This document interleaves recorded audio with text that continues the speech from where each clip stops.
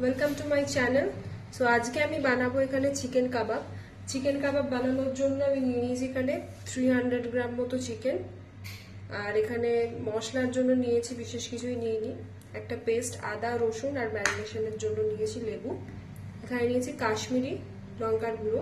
আপনারা চাইলে এখানে শুকনো লঙ্কার গুঁড়োও অ্যাড করতে পারেন, কিন্তু আমি সেটা স্কিপ করছি কারণ আমরা অত ঝাল প্রেফার করি না। কারণ আমি এখানে একটা মশলা ইউজ করবো, সেটা হচ্ছে এভারেস্টের তন্দুরি চিকেন মশলা। তো এই মশলাটা আমি এখানে ইউজ করবো। তো এখানেও এক্সট্রা করে এখানে চিলি পাউডার অ্যাড করা থাকে, সেজন্য আলাদা করে আমি এর কোনো লঙ্কার গুঁড়ো এখানে ইউজ করছি না। তো প্রথমে এখানে দিয়ে দেবো 1-2 ঘন্টার জন্য চিকেনটাকে ম্যারিনেশনের জন্য। ম্যারিনেশন করার আগে আমি জাস্ট একটু ছুরি দিয়ে একটু কেটে কেটে দিচ্ছি, যাতে মশলাটা ভালো করে ভেতরে ঢোকে প্রত্যেকটা পিসে।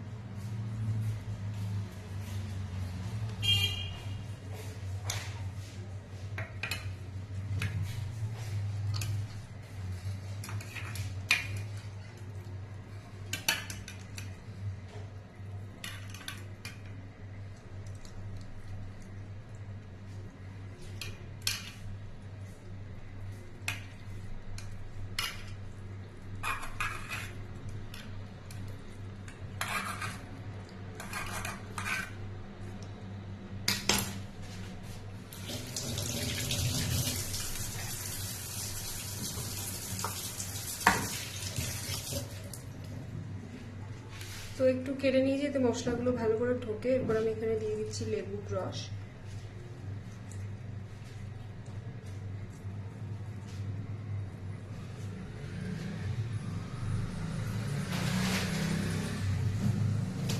এখানে যে কাশ্মীরি রেড পাউডারটা নিয়েছিলাম, কাশ্মীরি চিলি পাউডার, এটা দিয়ে দিলাম। আচ্ছা, আদা রসুনের একটু থেতো করে নেবো আমি। আপনারা চাইলে মিক্সার গ্রাইন্ডারও করতে পারেন, আমি এখানে হামান দিস্তে করে নিচ্ছি, কারণ কি মিক্সিতে আবার এইটুকু জিনিস আর করলাম না আর কি।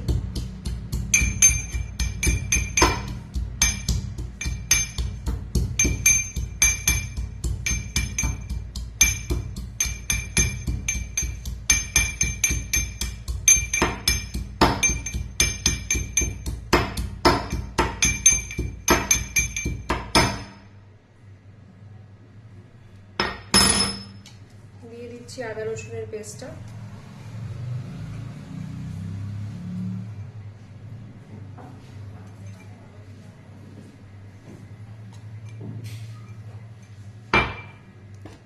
তারপরে দিয়ে দিচ্ছি যে মশলাটা এভারেস্টের, যেটা এক্ষুনি বললাম তন্দুরি চিকেন মশলা। তো এটা দিলে অনেকটা কাবাব কাবাবই লাগে খেতে, তাই জন্য আমি রেসিপিটা কাবাবই বলেছি। তো এই মশলাটা 3 to 4 টিস্পুনের মতো দিয়ে দিলাম। ভালো করে মাখিয়ে দেবো।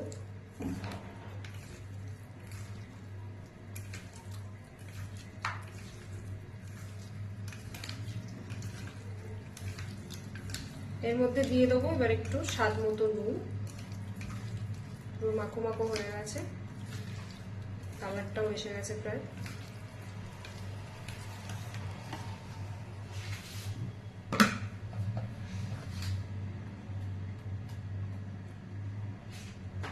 আপনারা চাইলে এখানে একটু ব্ল্যাক পেপার পাউডার ইউজ করতে পারেন, ওটা তো ভালো একটা স্বাদ হবে, কিন্তু অত ঝাল আমরা খাবো না বলে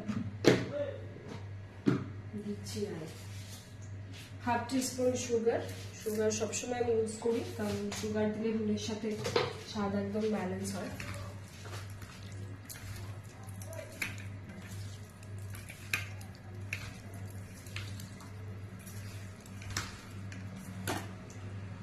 চটজলদি কাবাব, নাহলে অনেকে মশলা টশলা বাড়িতে বানিয়ে করে, এগুলো হচ্ছে আমাদের অত সময় নেই, ঝটজলদি রান্না করতে হবে, ভালো ভালো রান্না করতে হবে, তার জন্য আমরা মশলাটাই আমাদের কাছে, মানে এভারেস্টের এই মশলাগুলো খুব ভালো হয়।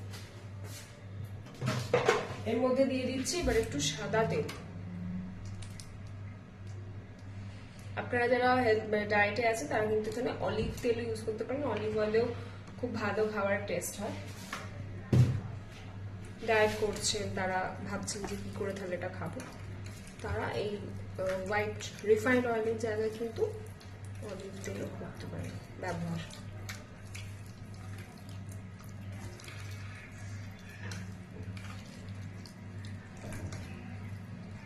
তো এটাকে আমি ফ্রিজে 1 থেকে 2 ঘন্টার মতো রেখে দেবো ম্যারিনেশনের জন্য।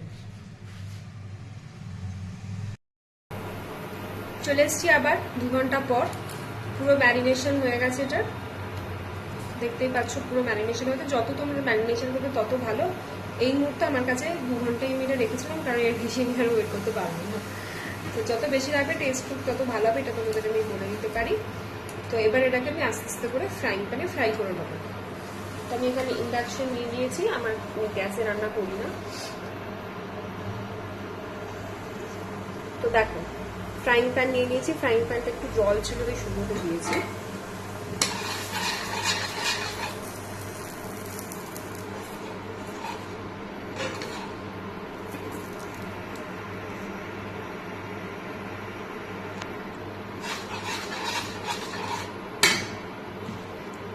দিয়ে দিচ্ছি সাদা তেল,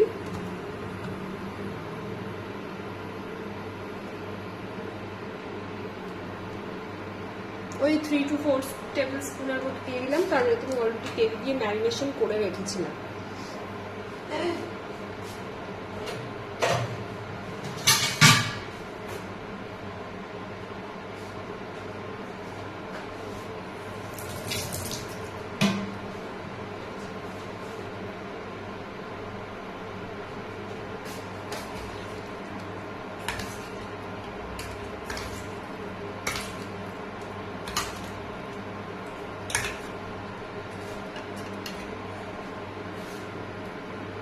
তো তেলটা গরম হয়ে গেছে, স্পিডটা আপনারা মিডিয়াম টেম্পারেচার রাখবেন যারা গ্যাসে করছেন, ফ্লেম সবসময় মিডিয়ামে রাখবেন ভাজার সময়।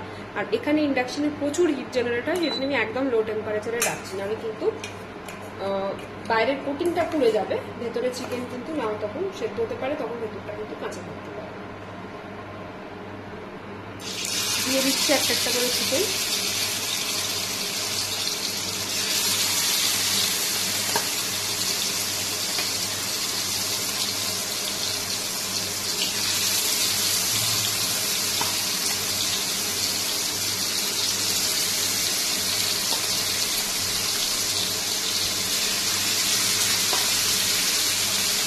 তেলটা একদম হাই টেম্পারেচারে ফার্স্টে গরম করে নেবেন, তারপরে মিডিয়াম টেম্পারেচারে গ্যাসটা করবেন।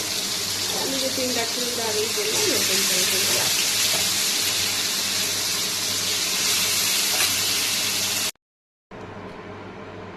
তো দেখো কাবাব একদম ফ্রাই হয়ে গেছে, এরপর আমি এগুলোকে সার্ভ করে নেবো।